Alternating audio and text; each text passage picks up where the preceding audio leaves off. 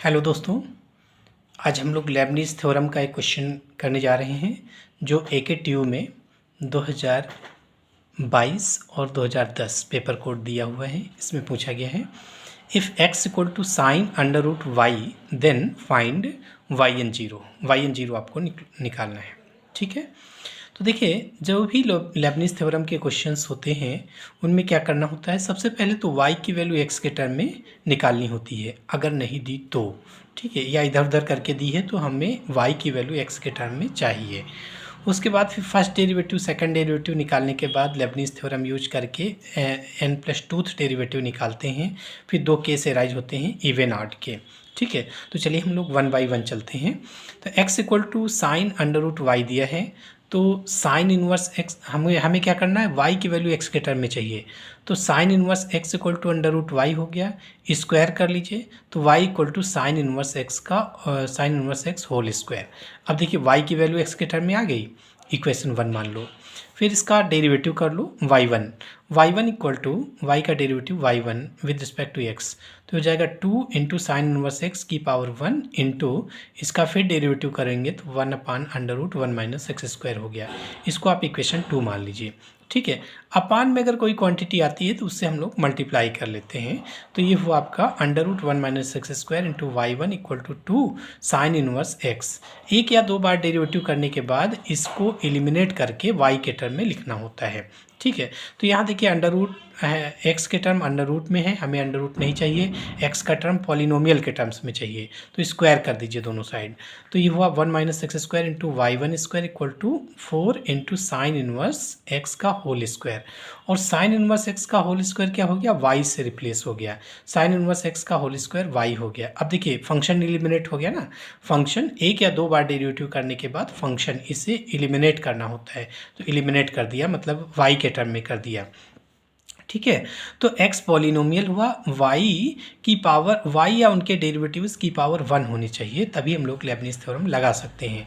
तो यहाँ देखिए y1 की पावर 2 है, इसकी वजह से हम लेबनीज़ थ्योरम अभी नहीं लगा पाएंगे, यानी y या उनके डेरिवेटिव्स की पावर लीनियर चाहिए। ठीक है, तो क्या होगा, हाँ, तो ये y1 की वजह से अभी लेबनीज़ थ्योरम नहीं लगा पाएंगे। तो y1 की पावर 1 हो जाए, यानी कि y और उनके डेरिवेटिव्स पावर 1 हो जाए, लीनियर हो जाए, उसके लिए क्या करना होगा, कुछ नहीं बस डिफ्रेंशिएट कर लो। Differentiating with respect to x we get, तो इसमें function two function 1 minus x square first function into second function y1 square का डेरिवेटिव 2y1 y2 हो गया, प्लस फर्स्ट फंक्शन का derivative minus 2x into second function y1 square equal to 4y का derivative y1 हो गया। अब देखिए 2y1 से पूरा डिवाइड हो रहा है, पूरी इक्वेशन 2y1 से डिवाइड हो रही है, डिवाइड कर लीजिए तो 1 minus x square into y2 बचेगा, माइनस x इंटू y1 बचेगा, माइनस 2 इक्वल टू 0। ठीक है, अब देखिए यहाँ से हम लोग लेबनीज़ थ्योरम लगा सकते हैं, क्योंकि y और या उनके डेरिवेटिव्स लीनियर हैं और x के टर्म पॉलिनोमियल है। ठीक, इसको इक्वेशन 3 मान लीजिए। तो अब देखिए जो लेबनीज़ वाला टर्म होता है, हमें इस तरीके का टर्म लाना होता है yn+2 टाइम्स। ठीक है, अभी आपने 2 बार किया, इसका मतलब n बार और डिफ्रेंशिएट करना होगा। तो differentiating n times with respect to x by using Leibniz theorem. ठीक है, चलिए तो d पावर n लगा लीजिए पूरी इक्वेशन में, तो d पावर n, लेकिन y को पहले लिखिएगा, तो y2 into 1 minus x square और minus d power n into y1 into x, y1 को पहले कर लो, y1 into x minus d power n into 2 this equal to 0। Leibniz theorem लगाइए।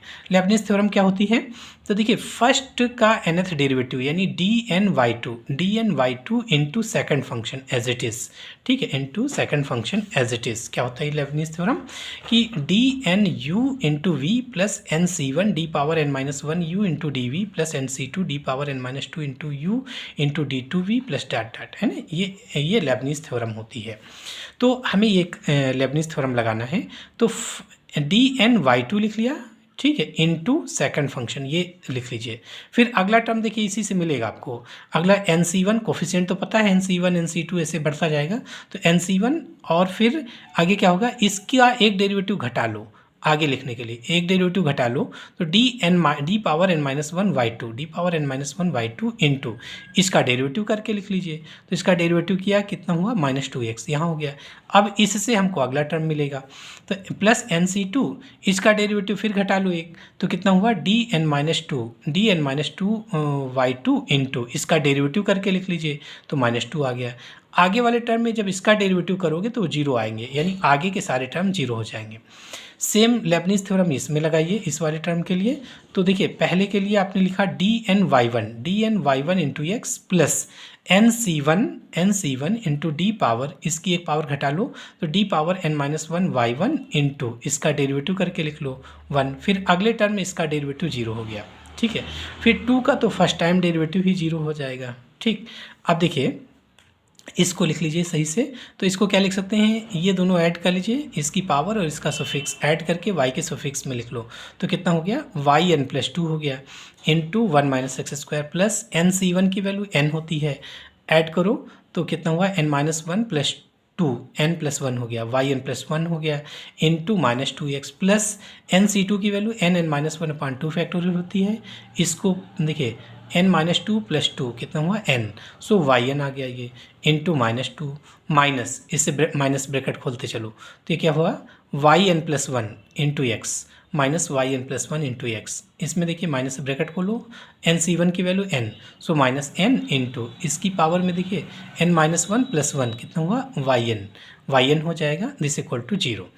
ठीक है, अब सेम पावर कलेक्ट कर लीजिए, सेम डेरिवेटिव टर्म कलेक्ट कर लीजिए। तो yn प्लस 2 और कहीं है नहीं, अकेला है, तो इसका हो गया 1 minus x square yn plus 2, फिर n प्लस 1 yn प्लस 1 दो जगह है, एक ही है एक ही है, दोनों में x yn प्लस 1 कामन ले लीजिए माइनस के साथ में, तो x yn प्लस 1 कामन, माइनस भी कामन ले लिया तो यहाँ से बचा 2n और यहाँ से 1, 2n प्लस 1 माइनस देखिए प्लस yn कामन ले लो, yn कामन ले लो तो यहाँ से देखिए ये माइनस से ब्रैकेट खोला तो minus n square plus n, minus n square plus n और एक yn यहाँ है माइनस n कैंसिल हो गया, माइनस का n स्क्वायर इंटू yn आ गया। ठीक है, तो ये हो गया आपका 1 minus x square yn plus 2 minus 2n plus 1 into X yn plus 1 minus n square into yn equal to 0, equation 4 हो गया। ठीक है, अब कभी कभी क्वेश्चन में इतना ही पूछता है, लेकिन जब yn 0 कहेगा तो आगे बढ़ना पड़ेगा, दो केस एराइज होंगे इवन ऑड का। तो put x equal to 0 in equation 1 2 3 4, चारों में x की वैल्यू 0 पुट कर दीजिए। तो x 1 कौन सा माना है y की, 2 कौन सा माना है y1 वाली, y2 वाली इक्वेशन को 3 माना है और yn प्लस 2 वाली जो इक्वेशन है इसको 4 मान लिया। तो x इक्वल टू 0 पुट करिए, तो पहले में पुट करिए x इक्वल टू 0। तो जहाँ पर अगर y में रखना होगा तो y को ब्रैकेट में करके बाहर 0 रख लेंगे, इसका मतलब value of y when x equal to 0। So y 0 equal to sine inverse 0 की वैल्यू 0, तो y 0 की वैल्यू 0 हो गई। अब y1 वाले में रख लो तो y1 0 इक्वल टू ये 0 की वजह से पूरा 0, यानी y 0 और y1 0 तो 0 है, y 0 की वैल्यू 0, y1 0 की वैल्यू 0। y2 में रख लीजिए इस इक्वेशन में, तो x की वैल्यू 0 रखते ही ये तो 1 हो गया, y2 को ब्रैकेट में करके बाहर 0 रखेंगे तो y2 0, x की वजह से ये पूरा 0 equal to 0 equal to 2, so y2 0 equal to 2 आ गया, y2 0 की वैल्यू 2। इसमें रख लीजिए x की वैल्यू 0, तो ये आपका 1 हो गया, yn प्लस 2 0, ये x की वैल्यू 0 रखते ही पूरा गायब हो गया। फिर इसको उधर कर लो तो n स्क्वायर इंटू yn 0। ठीक है, अब ये वाली जो इक्वेशन है यही बहुत काम की चीज़ है ना, हम लोग दोनों केस में यही इक्वेशन लेकर चलते हैं। ठीक है, तो case 1 when n is even, case first when n is odd ले लीजिए, चलिए पहले ऑड ले लो। तो व्हेन n इज़ ऑड, तो जब आपने ऑड लिया तो क्या हो जाएगा, n इज़ ऑड पर यही इक्वेशन लेकर चलेंगे तो yn plus 2 0 equal to n square into yn 0।